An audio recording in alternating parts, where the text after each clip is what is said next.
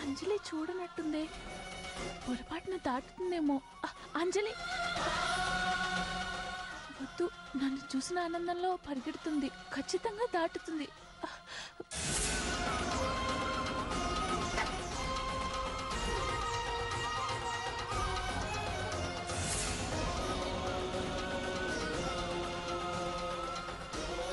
నడిచేటప్పుడు కింద చూసుకోవా?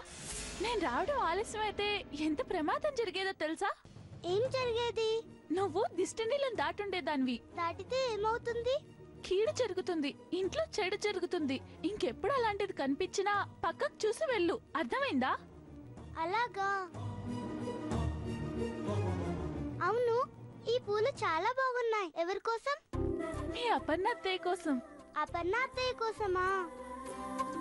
అయితే నాకివ్వు, నేను తీసుకెళ్లి అపర్ణాత్తకిస్తా. నాకు కావాల్సింది అదే.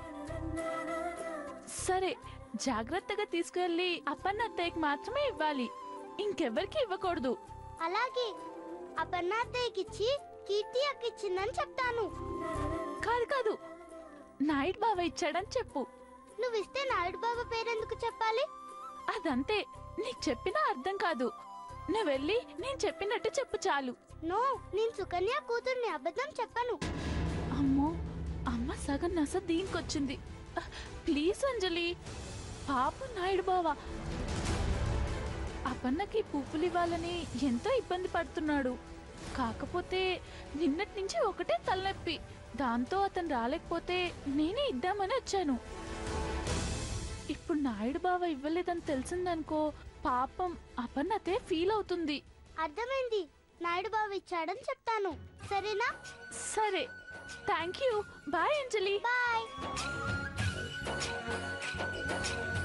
అమ్మయ్య, ఇప్పుడు ఈ పూలు అపన్నకి చేరుతాయి.